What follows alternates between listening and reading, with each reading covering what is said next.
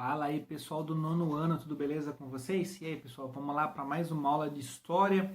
Hoje vamos corrigir a unidade 3, pessoal. Vamos fazer a correção da 480 até a página 484 para começar a falar da unidade 4. Já adianto para vocês que a unidade 4 ela é muito fácil, ela é praticamente atualidades, não acho que nem entra nem história, né? Era nem para estar como história, aqui vamos entrar em atualidades. Vai falar do Brasil aí, né? Digamos que 2015 para frente, né? Vamos falar dos principais conflitos brasileiros na atualidade, os principais pontos. Mas antes de começar a falar disso, a unidade 4 é bem rápida para explicar, é tranquila, acho que mais uma aula eu explico para vocês e depois do exercício a gente finaliza a apostila. Agora a unidade 3 precisa corrigir bem corrigidinho, pessoal. Faz a correção certinha aí, tá? A primeira questão lá na página 480, ela falava assim: analise as sentenças a seguir com verdadeiro ou falso e depois corrija as falsas tornando verdadeiras, né? Então vocês tinham aí duas falsas e duas verdadeiras. Vamos ver as falsas primeiro aqui, ó. A supremacia mundial dos Estados Unidos pode ser explicada pela postura democrática, anti-violência, durante toda a sua história, resolvendo os problemas internacionais de maneira pacífica. Não foi de maneira pacífica não, pelo contrário, né, pessoal? Ó, a supremacia dos Estados Unidos aí, ela é explicada de capacidade militar, ou seja, resolver os problemas mundiais através da força do militar, do exército, desde a Primeira Guerra Mundial, na Segunda, na Guerra Fria, também em vários países, ou seja, sempre que há alguma coisa com atrito político, os Estados Unidos acaba entrando com a intervenção militar, né? Então ele resolve os problemas aí com a questão militar. Então a A é falsa, letra A, falsa.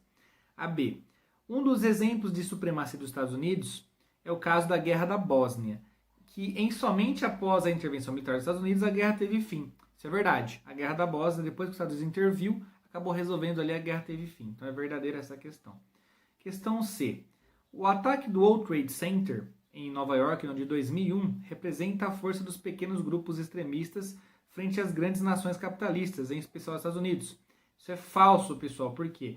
O ataque do World Trade Center em Nova York, em 2001, representa a capacidade de pequenos grupos extremistas de internacionalizar os seus problemas identitários e suas políticas, ou seja, era uma questão de problemas ali da região dos grupos extremistas, eles acabaram politizando e, digamos que, internacionalizando o problema, ou seja, falando que todo mundo fica sabendo o que está acontecendo com eles. Tipo, o mundo vai saber. Essa é a principal ideia. Então é falso a questão C.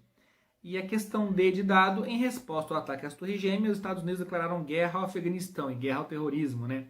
Invadiram o território com o objetivo de capturar Osama Bin Laden e condená-lo à morte, né? Que era o principal acusado do ataque às Torres Gêmeas. E sim, ele foi preso e capturado alguns anos depois e foi morto aí. Aí questão 2, pessoal. Responda as questões sobre os atentados terroristas e os Estados Unidos. Letra A. O que foram os atentados terroristas de 11 de setembro? Foram atentados às duas torres gêmeas, né? Quando dois aviões comerciais atingiram as torres do World Trade Center, símbolo do capitalismo estadunidense. Osama Bin Laden, o líder do grupo Al-Qaeda, foi acusado de ser o responsável pelos ataques. Uma coisa que não fala muito nos livros, nas questões que a gente trabalhou, que o ataque terrorista não foi só as Torres Gêmeas, eles tentaram atacar também o Pentágono, que é o centro militar dos Estados Unidos, e a Casa Branca, né? Só que os aviões aí sequestrados caíram antes, né? E alguns não conseguiram aí. Então, o avião do Pentágono caiu antes, porque eles queriam atacar o símbolo estadunidense, a potência, atacar o World Trade Center, que era o símbolo capitalista, o Pentágono, o símbolo militar, e a Casa Branca, o símbolo político, né? Mas só o World Trade Center acabou sendo conseguiram derrubar os das Torres Gêmeas, né? E você vê que o plano era para ser muito pior essa história aí. Mas, né? Aí ficou na história esse esquisito. O Trade Center derrubou as duas torres e a Casa Branca e o Pentágono não. Bom, aí vem a questão B, né? Que motivo levou os Estados Unidos aí a invadir o Iraque em 2003? Qual é o resultado da invasão? Bom, segundo a invasão do Iraque foi o seguinte, pessoal. Diziam que os iraquianos, no caso aqui o Saddam Hussein, tinha armas nucleares, arma de destruição em massa, né? Tinham, tipo, por exemplo, a bomba atômica, algo assim, né? Que pudesse levar aí ao caos mundial. Devido a isso, os Estados Unidos, aí, mesmo sem a anuência da ONU, ou seja, sem a autorização da ONU, resolveu invadir, né, o Iraque, e foi decretada a prisão de Saddam Hussein. Ele foi condenado à morte, ou seja, os Estados Unidos ele prendeu Saddam Hussein e condenou à morte, né? Logo após ter feito isso aí, o exército estadunidense decidiu implantar um governo pró-ocidente no país. Então, até hoje, o governo aí do Iraque, ele é um governo meio tutelado pelos Estados Unidos. Alguns dizem que tem interesse no petróleo ali, mas, né, o fato é que eles levaram a democracia para o Iraque, tá bom? Aí na questão 3, tem uma charge aí, ó, que que mostram lá dos Estados Unidos, uma moeda ali colocando na cabeça do soldado, cofrinho ali, né? Com o lado ali questão de Palestina e Israel, né? Aí tem o lado dos Estados Unidos e outro lado da Rússia, né? Com o Putin ali, o pessoal da Rússia, né? E o atrito ali pela região. Aí tem a pergunta. A charge representa 4 grandes líderes políticos envolvidos na guerra da Síria.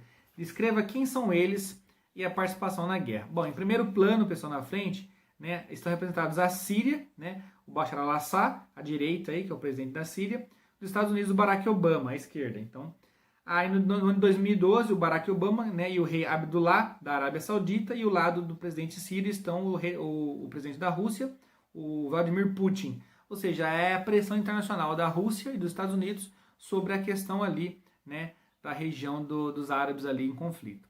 Aí a questão B. Contextualize historicamente a composição da charge. Bom, a charge aí faz menção aos apoios da guerra da Síria recebe, de um lado, a Rússia, maior exportadora de armas para o governo sírio, detentora de uma base naval no litoral do país, e o outro, o governo estadunidense, acusado de armar o Exército Livre da Síria, o Exército dos Rebeldes, que procura derrubar o ditador. Ou seja, a Guerra Fria parece que não acabou ainda nesse contexto, né? Estados Unidos cedendo armas de um lado e a Rússia do outro. Então é meio complicada essa questão, né? E os pequenos brigando ali. Qual é o maior resultado dessa guerra para os sírios, né? Qual é o maior resultado? O maior resultado, pessoal, é a falta de perspectiva de um futuro de um país melhor, né? Com mais de 5 milhões de sírios buscando refúgio, ou seja, a população sofrendo, os civis sofrem pela guerra aí, né, da questão política e religiosa, tá? Aí na tarefa, pessoal, tem até a imagem bem chocante de um garotinho aqui, né, de 5 anos de idade que foi, né, vítima dessa guerra.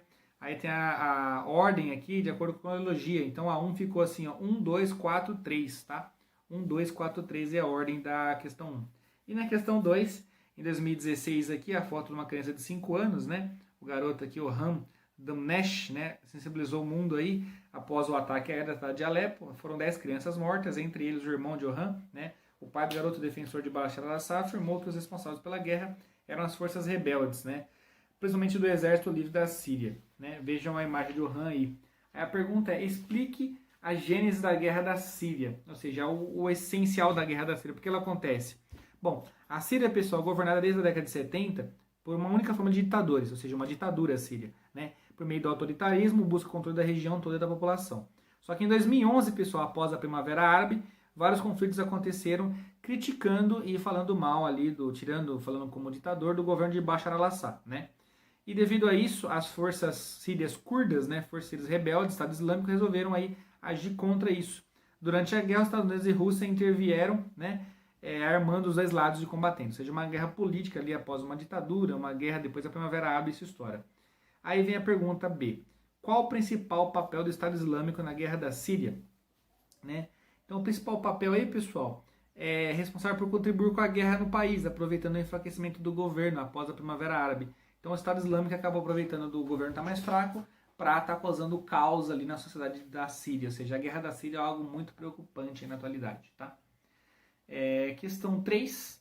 Tinha um pequeno texto para ler aqui, falar sobre a Al-Qaeda. Né? E a pergunta é, com base na leitura da matéria, explique como são os métodos de expansão do Estado Islâmico. Né? Eles a fazem através da violência, através de atentado terrorista, através de sequestros, né? Esse grupo que ergueu seu califado ali, até mesmo o tratamento aplicado nos próprios muçulmanos contra os objetivos do grupo, ou seja, eles querem implantar a questão da religião muçulmana fortemente ali, né, do Estado Islâmico, sem, né, que quem for contra ele acaba sofrendo ali, digamos que represálias, né, brigas, né, forte que esse ponto, principalmente atentado terrorista, morte, sequestros, né, uma parte muito triste da história.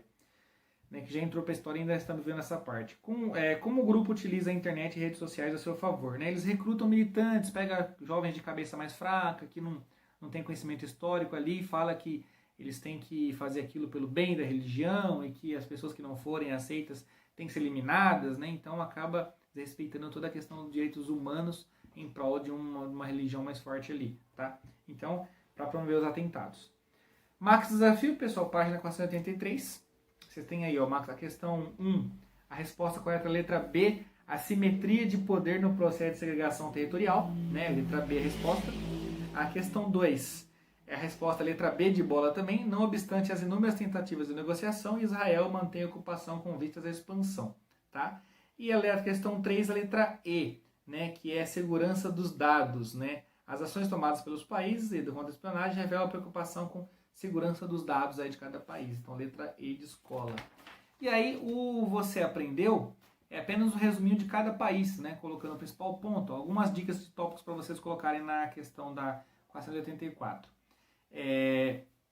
Nos Estados Unidos, ó, crise com a Rússia, né? A maior potência militar do globo, atentado terrorista do World Trade Center, guerra contra o terrorismo, em 2001 começa, né?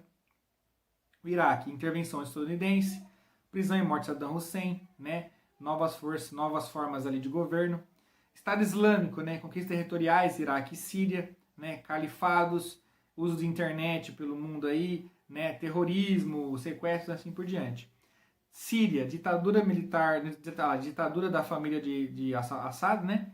1970, Primavera Árabe e violência extrema e guerra civil no país atualmente.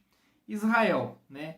1947, território de maioria árabe e palestina, né? Em 1948, a ONU reconhece aí a questão judaica, divide o território entre judeus e palestinos. Em 67, expansão do território judaico e a faixa de Gaza foi criada. Em 93, Acordo de Oslo, né? E preservada aí a criação independente do Estado da Palestina. E em 2017, o reconhecimento de Jerusalém como capital de Israel pelos Estados Unidos, sem, no entanto, solucionar os problemas existentes, né? Foi o Trump aí reconheceu Israel como capital aí, né? Jerusalém como capital de Israel, tá? Então a gente finaliza aqui na 484. A próxima aula eu vou estar explicando para você a unidade 4, mas já vou adiantando, se quiserem ir lendo aí, é bem tranquilo. Fala de questões atuais após a Constituição de 88 no Brasil. A gente agora vai falar bastante do Brasil, das políticas atuais, da questão, né, dos afro-brasileiros, da cultura brasileira de modo geral. Vamos falar da questão do preconceito, né, dos indígenas do Brasil também, das organizações de grupos, movimentos sociais políticos também, tá? Tem um trabalho em grupo para fazer na 489 e 488, mas não precisa fazer em grupo, pode fazer individual apenas como pesquisa, pode pesquisar, quem quiser mandar para o WhatsApp, tá, pessoal? Fica tranquilo. E a próxima aula eu vou falar mais disso, tá? Senão eu vou adiantar muita matéria aqui, a gente vai acabar e eu não vou conseguir falar os principais pontos. Então a próxima aula eu continuo aqui na 485. Uma dica, se alguma coisa da 484 para trás vocês não conseguiram pegar na correção ou queriam uma resposta mais técnica ali da apostila, só me chamar no WhatsApp, pedir que eu mando a foto para vocês, caso necessário, tá? Se alguém não conseguiu pegar a correção, é só me chamar no WhatsApp que eu mando a foto da questão que vocês não pegaram, beleza? Pessoal do 9º ano, obrigado pela atenção. Né? É isso aí, próxima aula a gente vai finalizar a unidade 4, depois do exercício, tem mais 2 ou 3 aulas a gente finaliza aí o nosso conteúdo do ano. Obrigado, até a próxima aula aí de História. Valeu, 9º ano!